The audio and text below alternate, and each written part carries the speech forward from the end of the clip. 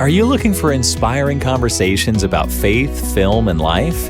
You're in the right place. Here's the host who knows the right questions to ask, Father Edward Looney. Hey everybody, it's Father Edward, and today I'm having a conversation with an individual who is very active on Instagram, posting photos of beautiful churches that she has visited. I'm speaking with Anna, who is the person behind the Church Traveler page. And Hello, everybody. I'm grateful that she's joining us and just to share some experiences that she's had as she's visited different churches. And I just have a lot of questions, kind of what does she do, things like that. So I'm hoping she'll answer those questions. But I think this conversation is important because we all visit different churches. And so maybe you go to a confirmation or a baptism and you're at a church that is in your home church. And so maybe she'll help us to read a church, to see things that maybe we don't normally think of looking for. So I think this will be an enlightening conversation to help us appreciate the beauty of our Catholic churches. So thanks, Anna, for being with me. Thank you for having me. Now, maybe just let's start out first things first. Kind of, you're on social media, your page is on Instagram specifically. I don't know if there's a Facebook. I didn't look, but is I there? do. You have I do. Facebook. I'm on Facebook and a YouTube. Okay. So the nice thing is like Facebook and Instagram, they talk to each other. So what you post on Yes. Instagram goes right to Facebook. Yes. So it's great. Like there's no reason not to have both. And then For sure. YouTube, I'll definitely have to check out your YouTube channel and see what that's all about, because a lot of times you're posting pictures, but you do make reels and things like that. So Yes.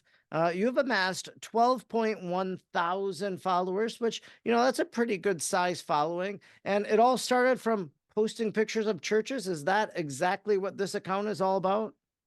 Yes, it is. And I will say, when I started traveling to churches, I in no means had any idea I would bring it to social media or share the pictures, videos with the world.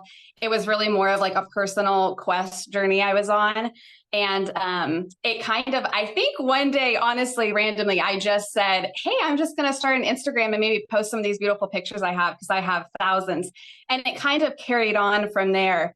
I will say I had years probably where I didn't post as much. Maybe I posted like once a month.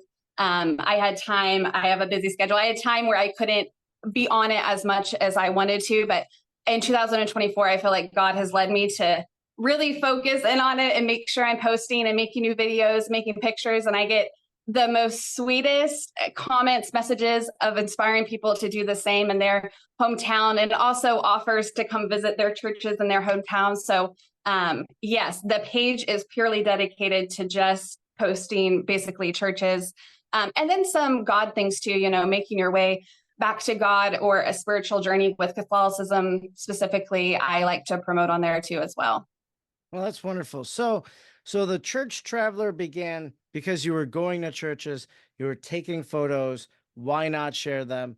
So, are you a professional photographer? Is that like just a hobby of yours? Like, what degree of photography are you involved in? I am not a professional in any kind of way. People comment what kind of camera I'm using, and I say I'm just using a Google Pixel or a Samsung phone, and they're like, "What, a phone?" So it shows you that you can just have a phone, and it can still work. But I am in a marketing advertising field, and I enjoy graphic design, things of that nature. I think photography kind of falls into that. I had a mass communications degree, so kind of photo editing, and that has always been in my wheelhouse. And I just love and enjoy that I can put that on like God's houses, God's personal touch. So that's something special to me. So, when you first started going to churches, like what compelled you to take a picture? You didn't have the page, but something in you said, I need to take a photo of this beautiful sanctuary or this statue. So like, why did you start taking pictures instead of just maybe, I think some people would say, well, why don't you just appreciate it? Why do you need a picture? Things like that. Yeah. Yes, and I very much understand that like viewpoint and mindset. The very first day that I traveled to churches, I didn't know I was traveling to churches. I was at a very transformative time in my life, and God had some plans for me. I was in my early 20s, and my life was about to take some turns I didn't see. So I really feel like one day I was at a St. Joseph church in kind of a country town in Kansas. And I just went into one church. I sat in there, and being in a church alone, which I'm a daily mass advocate. I love going to mass, but being in a church alone and making time to go there by yourself and sit, you just feel God with you so much. I feel like so much more, I think, just because it's you and him, and he's seeing you take time to visit his holy house in that way. And I left that St. Joseph church, and I ended up going to 5 other ones. I don't even know how I found them. It was the Holy Spirit, because I didn't even use a map, and I found 5 churches I had never been to before. And then I think I honestly didn't take pictures inside the first time, because I didn't really know what I was doing yet. And then I went to a few more, and then I said, I should take a photo so I can remember every single one. And I started in an Excel document, and the photos actually would keep the location that each church was at specifically. So that helped me keep the location, because some are in the middle of nowhere. So it would help me say this was Braxton, Kansas. It would just help me know kind of where they were. So I actually have visited quite a few that I don't have any photos or videos for. So it wasn't necessarily I just wanted to remember what they were like, and they are each so different. Every single one is so different. And I think that's really special too. And a photo helps me remember that as well. So the first time, you go to 5 different churches. Now, I think you could go to different churches. You could park your car, walk up to the door, pull the door, and you're locked out. So how many churches, how often does that happen? I love it. When I was a pastor of a rural church, I had 3 churches. Two of the churches, the people wouldn't let me keep open, but the other one we kept open, throughout the day. People could come, they could pray. I think it's an opportunity. You never know who's going to be passing by, who needs a little God in their life, and they want to stop in a church, and they want to light a candle, and they want to say a prayer. And how awful it is that we lock our doors so that people can't go in and do those very spiritual things that they long and desire to do. So how often does that happen to you? You know what? I've seen about 300 churches in Kansas alone. And I will say I'm very blessed that a lot of those have been open because they are in the countryside. They aren't in a major city. They aren't downtown. I noticed that a lot more of downtown churches are locked. I'm assuming because, there's people down there trying to find shelter and whatnot, or people stealing. They can't let everyone in. But I will say I have been so blessed. I think God and the Holy Spirit watches every time I go to a church, because I would say I've only had, out of my 300 of Kansas, I think I've only had 4 locked ever. And I have had situations where I'm going up to a church, it is locked, and the priest will come, someone with the keys will come out of nowhere and be like, "Hi, are you trying to get into the church?" And I'd be like, "Oh yes, I just drove from pretty far." And then they will open the door for me. So I have had so many situations that I know God was right there with me, where the door wasn't supposed to be open. Someone was in there just last minute grabbing something. Someone just came from the priest's house. I've had so many of those where he's unlocked the door for me, and I know that was God, and I thank him for that. But I just recently visited St. Louis, and I can tell you I had 16 churches on my list, and I was able to visit 4. So that's how many were locked in that city, which I do think it's kind of just a downtown city area. If you're not going into the country, it's harder to find ones that are unlocked. Yeah. So you live kind of in Kansas, I think. So you live in the Midwest. Yes. But you've catered a lot. You said you visited 400 churches in Kansas. Is there a church in Kansas you haven't visited yet? So there is 380 Catholic churches total the last time I looked in Kansas. So that's with all of the 4 dioceses that make up Kansas. So I have been to 312 Kansas churches, I believe. So I do still have a gap there, which I think more so I haven't visited ones towards the Missouri side. So there is some I haven't seen, but I'm so blessed that Kansas even has that many to begin with. If you move down to like Oklahoma from me, the number I think is cut more than in half. So that's how many Kansas and like Nebraska really feature that many Catholic churches. So do you find ugly churches? Of course, you're taking pictures of beautiful churches. They have high altars, beautiful statuary. But I know that there are ugly modern churches out there. So have they ever been the subject of your sharing? I hate to say that any church is ugly, but I will say there has been churches that are more plain, that are a little bit more modern, but I would say more so the like divine presence or energy that is in the churches kind of makes up more of what it is. One of my favorite churches I go to daily is a more modern church, but it has just this beauty, this calmness, this peace, and you just feel God in there. And it's not an old, Gothic style church that I usually really love to see, but I don't know if I feel like I've ever shared necessarily an ugly church. There's been one church I actually went into and I didn't have like the best feelings in it. And that actually just happened this year and I had never experienced that before ever. And it's a beautiful church, but I would say more that church stands out to me more than like any church that was maybe more empty or ugly. But I've been blessed to maybe not see as many ugly churches that exist out there.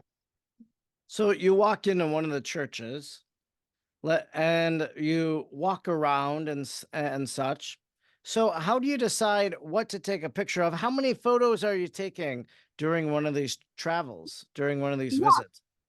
I try to really take photos and videos. I try to take the same amount of both. But I kind of just take a photo of what inspires me. Anything I find beautiful, any saint statues, Jesus statues that are there, I try to get a good one of the altar. I'm trying to kind of capture the moment that's there, and just try to make some of my following feel like, oh my gosh, I can really feel this church and it's absolutely beautiful. And I feel like I've seen it and kind of been there. That's really more what I'm trying to display. I probably take 100 to 200 photos, but depending on how long I have in a church traveling can take quite some time. But I really try to just, incorporate what I find beauty in, the little things maybe that I see, even little posters or a little story about the parish that's in the back corner no one goes to see. I try to read it and take a photo of it and share that with the world. And some churches have special altars and things that community has made. And I try to capture that as well and like take appreciation of it and show that to the world. But I will say, which I do say on my page, that not every time I go to a church, I take a picture. I think sometimes since I've started doing this, I'm like, I don't want to feel like I'm going to a church just to take a photo or video. So sometimes I do go and just want to sit with God and be in his presence and silence and make it not about content. But I enjoy getting a lot of photos and videos, and I'm trying to up my video game.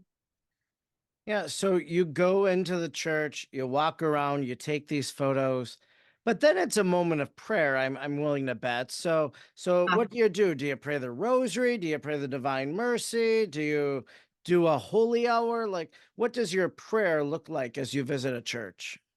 Yes, I carry a rosary with me. I pray the rosary, again, depending on the time, but I actually have this little zipper case, like a pencil bag, and it's pretty large. I've actually collected novenas and prayer cards from almost every single church I visited. So it is like busting at the seams. So for a long period of time, I would actually go through every single novena and prayer card and pray every single one every time. I don't think I realized how many graces I was obtaining when I was doing this. And I definitely felt them come through my life a little bit after when I was doing that. And I suggest anyone to just collect novenas and prayer cards and just pray them every day. So I sit there, but I'm a big fan of just like talking to God, like, hi God, it's me, Anna.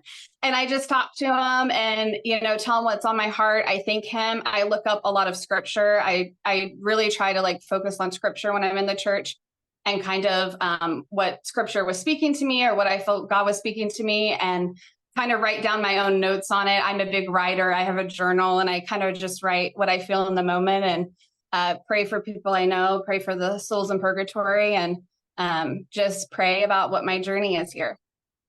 Have you been to in Kansas? There's Father Emil Capon, and he's probably he's in the cathedral, I think, right? Is that where he's? Yes.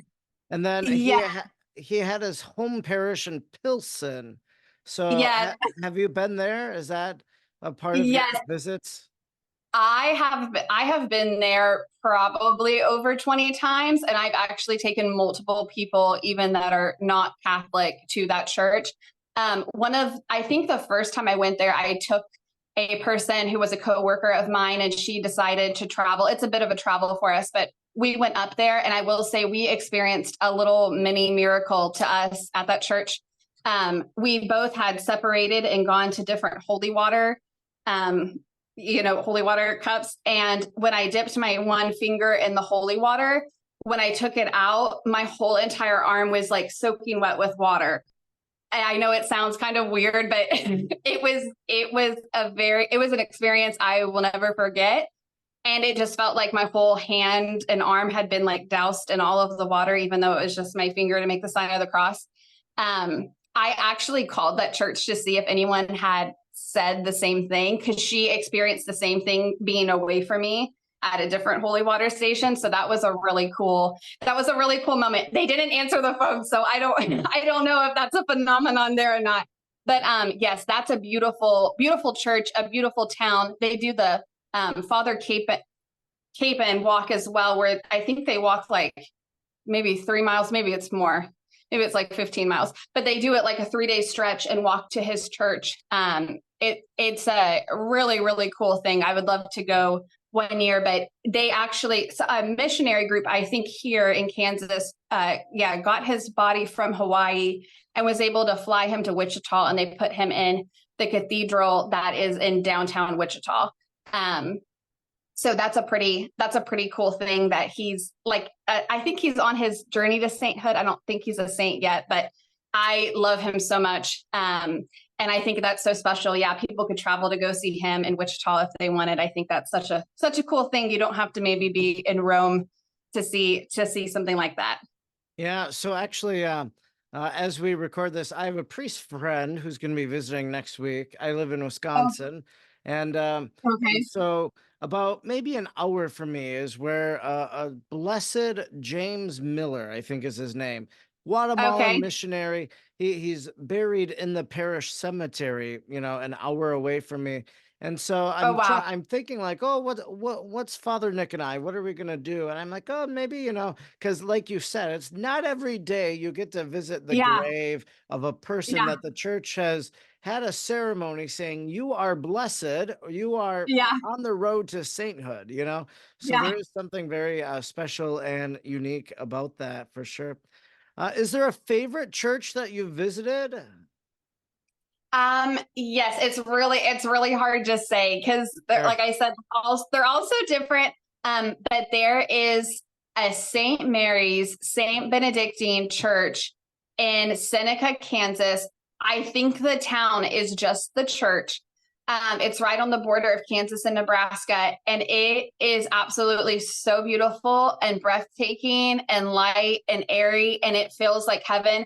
I will say that it's a church that people had written in the guest book that it seems like it's from Italy, Rome, etc. So it is pretty grand. I've shared it multiple times on my page, but it's beautiful. I've been there a couple of times. I've also taken other people there as well, and it's like a church I could just go to every day and sit in. So that's probably, I would say, when people ask me, that's one of my top favorites. But again, there's a lot of my favorites that I would love to go to every single day if I could. Yeah. Is there a church or a place that you're looking forward to going to that you haven't been to yet, but you're like, this is definitely in the horizon. I must go to this place. Yes, I would say off the top of my head for the one I want to do as soon as possible would be St. John's in Chicago. I want to plan a Chicago trip in general. I could be there for a while. There, the map with the Catholic churches of Chicago is kind of comical. There's so many red pins that like you can't even see all of them because like in a little 2 mile radius, there's like 180 churches. I don't know how many there are exactly, but I know that there is a lot. So St. John's in Chicago is like the next one I went to see, along with so many other ones that are beautiful. Is that the In St. John Chicago. Cantius? I'm pretty sure, yes. Yeah. I think I know which church. And yeah, very beautiful church. So do you do this on the weekend? Do you take vacation? Like when do you find the time to go do this? You know, because for me, like, Yes. so I just wrote this book, a new book, it just released. I want to send you a copy, but Oh, awesome. it's called Places of Grace. And Oh, okay. basically, do I have it? Oh, I don't. Usually it's within like, it's right here. Let me just Oh, grab. okay. This is great product placement, but places of grace, you know, and so Oh, it's called My Visits to Catholic Shrines, Chapels, Graves, and Monasteries, and the oh, I love graces that. I received. And so basically, like I do write about a few kind of ordinary churches that you know, I wrote about visiting a church in England, for example, and Yeah. and so and it was just a parish church in a little village. And I wrote about how this priest opened his church, allowed me and another priest to say mass as we were looking for a place to say mass. And so Yeah. there's something special about that. And so like I called it like the grace of availability. Like I basically named a grace that I received at each of these holy places. And maybe that's kind of what you sense as you visit churches. Like there's a Yes. grace, like God has given me something because I've been here in this place. And so you know, I visit all these shrines, graves, whatever. I usually do it on my day off. You know, people are like, "When do you find all the time to do this?" I'm like, "Well, I just do it, you know, Sunday, Monday. That's my time away after mass and whatnot." So how is it, how does it work for you? Yes, I will say a lot of people, I would say probably 90% of people who follow me think I do this as like a full-time career, that I'm not doing anything else. And they said, I wish I could live the life that you're living and do this, but I am a full-time working gal. I honestly just find time on the weekends. I've taken vacations where I've done it, where I take like long weekends, like I take a Friday off and do Friday, Saturday, Sunday. But I'm also fitting like a lot of churches in a 1 day period. Some people would call it crazy because I'm like, I want to see 12 churches on this one Saturday, and it takes time.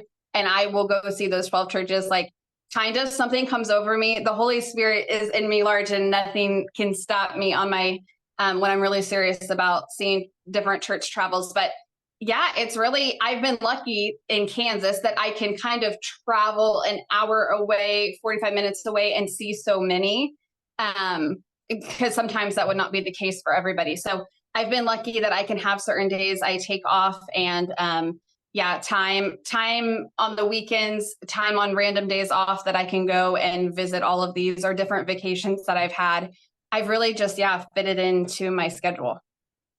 So if you go to 12 churches in one day, do you go by yourself? Do you take someone with you? Like, is this an individual personal experience, or is it often a shared experience? I know you mentioned just sometimes you take individuals. So Yeah. what's more common for you?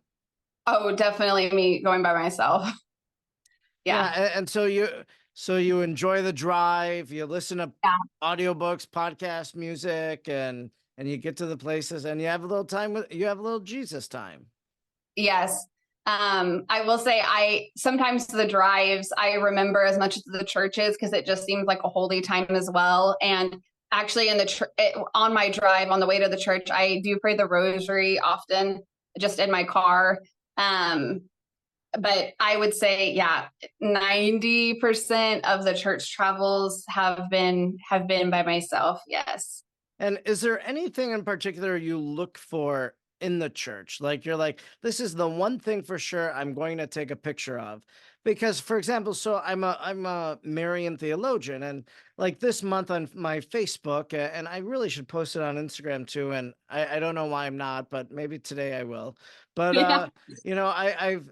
I've collated. I went through my photos, like and just like kind of zooming by and thinking of places where I've been. But I'm like, you know what? It's the month of Mary. I'm gonna collect 30 pictures, 31 pictures of Mary that I've Um, taken in my travels, and I'm going to post it and share where it's from and give a little like few sentence reflection on that image. Like today's May 3rd when we're recording. So on May 2nd, I posted Mary as the New Eve. It was a window at the Basilica in Orlando of Mary, Queen of the Universe. So for me, as I now go and visit places and as I travel, like my objective now is I want to be sure to take a picture of Mary and like I their love Mary that. statue. And I'm going to every main that, and so now I realize I have to be intentional about this, not only about taking the picture, but then like on my phone, having a folder where I label it Mary, and then I can Yeah, just drop the photo in there. And then a part yeah. of me is like, oh, I'm the pastor of Sacred Heart Parish right now. Well, maybe I should take a picture of every Sacred Heart statue now in my travels. I, So I'm like, because you have June and it's the month of the Sacred Heart, and why yeah, not? Content, we kind of referenced earlier, content is king, and sometimes you don't yeah, want to get content. And you're like, I just need yeah, this for me. But yeah. is there anything for you? Like I interviewed an author one time. She wrote a book called My 13th Station, and basically her son had unfortunately, taken his life, and so she reflected about the 13th station and kind of that experience of like holding her son's body at the scene, and like how she related to to Mary as she Yeah. holds Jesus. So she said, every time I go to a new church, I always take a picture of the 13th station. So I'm sure she collects them. So I guess, that's a long story just to ask you, is there anything you're like, I want to take a picture of? I love that. I don't know. I think I go in there and I want a picture of like absolutely every corner. So I'm not really leaving a lot out. I think the altar, getting really good photos of like the altar and the crucifix mean a lot to me. I went to a cathedral in downtown Kansas City, and there like the crucifix is like off centered or somewhere else. And I was kind of like, where is this? It didn't feel right to me. I couldn't find it. So I would say maybe the crucifix and like the high altar, like I more so focus on, but I probably get pictures of every statue that's existing in that church. And I just recently started taking some photos of like some 10 commandments that I thought were like really beautiful. Not specifically a certain commandment itself, but just kind of the art of them. But like I said, I even go into the entrances of churches that have like little plaques or Yeah. something so random from like 1945. And I just like to take a picture of that too. So I really try to get everything. I guess I'm not, besides the altar and like a whole picture, like pan of the church, I'm not necessarily going for anything specific because I'm trying to really get it all because I love it so much. Yeah, and one of the things that I found too, kind of as you visit these churches, is that like I have found obscure saints, like, why do you have this statue of Saint Zenobia or something? Like I just made up a name, but Yeah. like there's the random saint. Like I was in Daytona Beach earlier this year, and they have a basilica, I think, Basilica of St. Peter and St. Paul, maybe, or something like that. Okay. Yeah. And Yeah. so I'm walking around the church, and I'm taking pictures of stained glass windows. And one of the things I do is I do kind of these narrative travel videos, and I'll post them every so often. Like I have a lot of content that I just don't have enough time to make. And so It's a lot of work.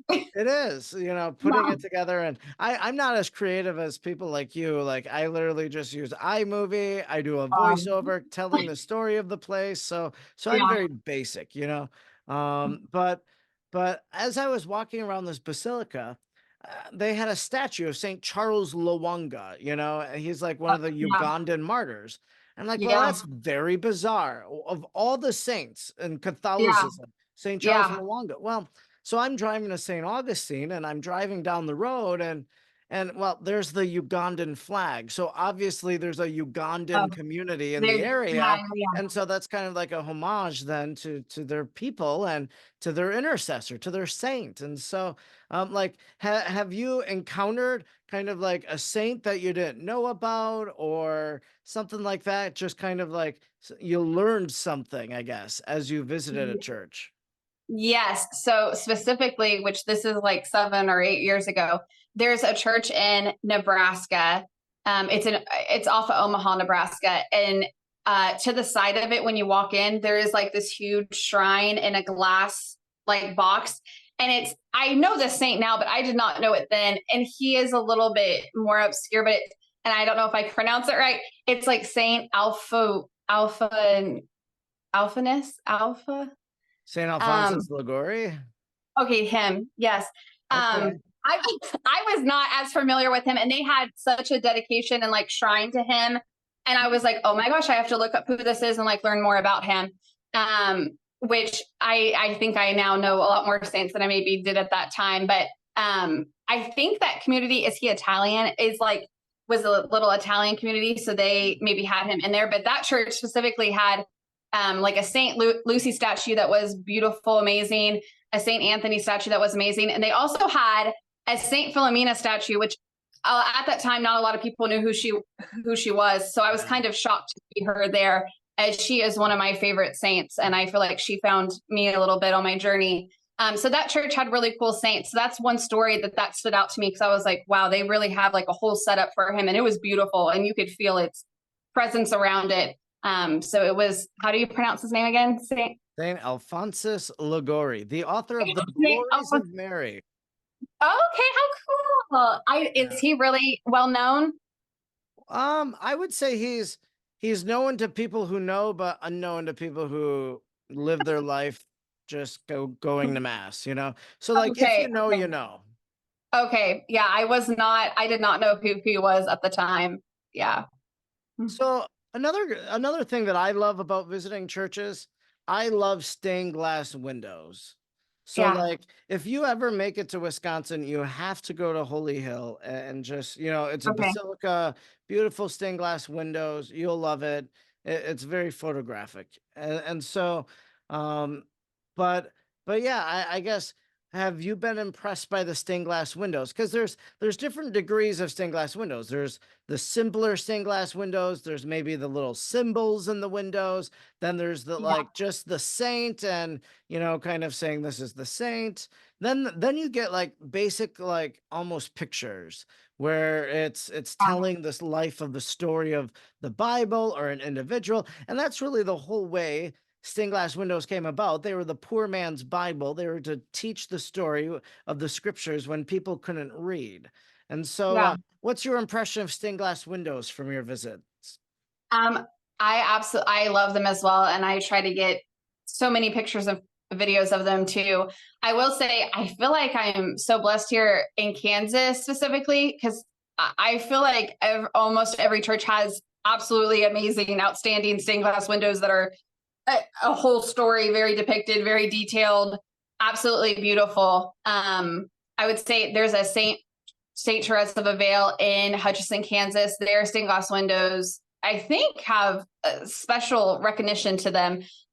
They're just ones that stay with you. You remember them forever. St. John in Boise, Idaho, those stained glass windows there's like a certain hue to those that are like darker and richer and brighter than most. Those are absolutely beautiful. Yeah, I would say a lot of churches I've seen has like the more detailed stained glass windows. There's a St. Mary's Church off of Garden Plain, Kansas, and they only have two stained glass windows that have it's a picture of Mary, I'm pretty sure, on both. But the rest of their windows are yellow, like stained yellow windows. And I think they went to upgrade them, or they're going to change them. But those are the only plain windows I've ever liked, because it makes the whole church like green and yellow inside. And when you step into this church that is in the middle of nowhere and you walk in there in the morning, and it's just like this yellow green hue with just the altar, and it's so small, Oh my gosh, like heaven is right there. Like it just automatically puts you in a moment. And then someone had commented that they're changing out those the green windows, those yellow windows, and I was like, no. They're upgrading, but no, those have been beautiful, simple windows that I've seen. But I would say I really see a lot of ornate, like picture detailed stained glass windows throughout my travels, and I try to get a lot of photos of them. Now, there's something unique, right, when you visit a Catholic church, because you go in and there's a sense of beauty. Like we understand for the most part as a church what beauty is. Yes. And I think like even my church here in Shawano, like you walk in and you're like, oh, this is beautiful. Like, there's the sanctuary, here are stained glass windows. They're telling the stories of of they were not yet saints when they were installed. They're like venerables and blesseds, but now a lot of them are saints, telling the American saint story. So very, very beautiful. So like there's a sense when you walk into a Catholic church, you're going to encounter beauty. And if it's not in the church itself, well, it's from the Lord and the Blessed Sacrament. So that's what obviously makes a Catholic church different. But like, has there ever been a time where you visited a Protestant church? Because like when I was in St. Augustine, for example, and I go to St. Augustine every year, like thinking about, oh, well, what else could I do beside the things that I do every year? And I picked up a little book and it's like, oh, here's a beautiful Presbyterian church or something it said. Yeah. And it's like, so I guess they can be beautiful, but they're not as beautiful. But I guess I'm wondering, have you ever taken what you do as a Catholic and maybe done it in a Protestant setting yet? Yes, I have, and it was a little bit earlier on, and I went to I believe it was a Lutheran church, but it was a very ornate one. I go inside, I walk in, and I'm in just the, whole area where the altar is, and it just felt like, I don't know, like something was missing. Like it was beautiful, but it was just kind of dark and just, I don't know. It felt sad and a little bit cold. And then I think that honestly just shows where the Eucharist lives, even if it is out on display or not at the time of visiting the church, that presence stays within a Catholic church all the time. Even churches, I've been to Catholic churches that don't even have like mass anymore that are old. You still like feel that type of presence where I have not felt that in a Protestant church before. So after that one time, I thought, I'm probably going to stick to Catholic churches. The only other churches that I do go see, I've seen very little, are like a Christian Orthodox church cathedral, which those are beautiful with their paintings. And I've had moments where I have felt like a presence in there, but that would be the only one. Well, this has been such a insightful conversation to talk Yeah. about churches, your experience, kind of sharing some of mine, tossing them off of you to get some feedback and whatnot. And so, what I guess if we were to boil this all down, like why visit a Catholic church? I know the answer. Jesus is there, but but what is the draw? So for someone, who is maybe just doing something random, like they're going to Chicago, why should they stop at some Catholic churches and see them? Like, well, why should they do that? Yeah, I feel like there could be a lot of really great answers to this, but besides like the historical, usually, and artistic architecture part of it, I do feel like God smiles down at anyone visiting one of his churches just outside of the norms of Mass. And it is an experience that I would suggest to anybody and everyone, which I have and I do. And I personally know people who have gone who are not even religious in any kind of way, who have walked into a Catholic church just because I was suggesting it. And they all have had just like a moment and experience of revelation, I think, with them and God, and they couldn't deny God's presence in there. And I think that speaks so much volumes. And that's kind of what I'm here to do, I feel like, is to show that off and show the world, even if you're not Catholic, you can still walk into a Catholic church. You can still sit down in a pew. There doesn't have to be anyone there. You can talk to God. You can just, make that effort, make that step. I think you get graces from going to churches like outside of Mass, which I did not know. I did not know before. But I think, yeah, it just does something for the human soul. I would say I think it's one of the greatest things you can do. And I think sometimes people who don't go to churches very often, once they do that just one time, God can change their life forever. And I've seen that firsthand with people I know. So I think it's just a special experience. Yeah, and I think this is as a priest, this is my constant reminder to people. When you go on vacation during the summer months, you should look for the Catholic Church and you should go experience it and see, if your experience of the Catholic Church is only your home parish where you've lived for the past 35 years Yeah. and you don't go to church, thus incurring mortal sin when you're on vacation. Well, don't commit mortal sin by ignoring Yeah. Mass and go to the church and maybe take some of these principles that we've talked about, look at different things, sense the beauty, Yeah. maybe even snap your own picture and post it on social media. So Yeah. I think this is the good reminder, like when you're away from home, church awaits you. There's a church nearby. You can go. Totally. Yeah. Well, that's wonderful. So you have your social media presence. You mentioned Facebook, Instagram, and YouTube. So what are your handles? I'll be sure to link them, but how can people follow your content and follow your journeys and live vicariously through you? Yeah. My Instagram is The Church Traveler. My Facebook is The Church Traveler. My YouTube is The Church Traveler. I am currently working on a website. Unfortunately, just like 2 months ago, someone had purchased the churchtraveler.com. So I was a little slow to that, but I am going to create a Church website. Traveler lady. Yeah. I don't know. So I'm going to, create that. And then some people have suggested me making some books and whatnot down the road with the photos. So yes, the YouTube, Facebook, and Instagram is all The Church Traveler. The YouTube's kind of starting up, but I am going to post more content on there. And yeah, they're all really great outlets to see the churches and experience whatever word of God that's there for the day. That's right. Now, are you in contact with other like social media Catholic visitors of churches and shrines? And like, is there like a Catholic travel influencer community that you find yourself in now? A little bit. I have had some pretty, I would say, a little bit larger scale influencers that are in the Catholic world reach out to me or share my posts or just send me a message. And I think last week I had a priest. I'm pretty sure he's around Rome, and he actually follows my page and likes my stuff. So that's pretty cool to see. And I hope as I grow that just continues and I can meet more of a community. There are some really cool Catholic content creators out there that are so artistic and have the professional cameras that are doing an amazing job. I am kind of enhancing myself to get to that level, but it's all kind of within time. So I put that in God's hands.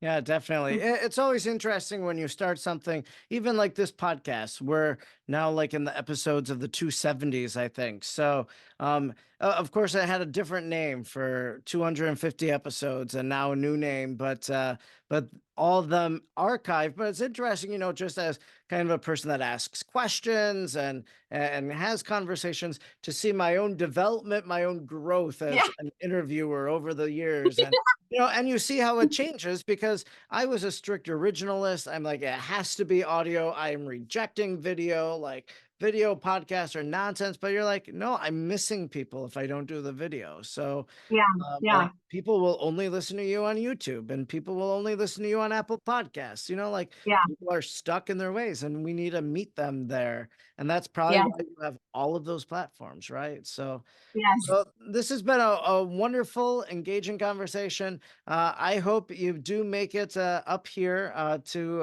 to Chicago, but then maybe even to Wisconsin. I think it's so special that as you visited all these churches in Kansas, like the ability that you're able to share the Church of Kansas, the Catholic churches of Kansas, with the whole world, people are seeing these churches that they wouldn't have seen otherwise. So Totally. it's a great gift. Yeah.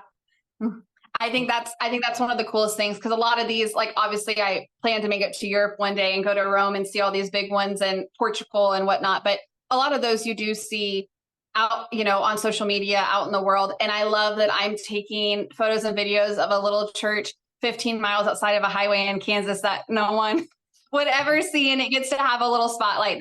I do feel like that's my specialty, and I go to every single one. Yeah. That's great. That's great. I say that a lot about the things that I write. So I wrote a book called How They Love Mary, and then in Places of Grace, like, sure, I talk about some of the more popular individuals of Catholicism and popular places, but I love highlighting the unknown. I like introducing you to, Mother Mary Frances from Roswell, New Mexico, or Father Lucas Etlin of Conception Abbey, or even, Blessed James Miller, as I visited his grave, like, to raise an awareness of kind of the obscure and unknown of Catholicism too. So yeah, that's great work that you're doing. So I look forward to continuing to follow your content, and I encourage everybody to give you a follow, find the links in the show notes.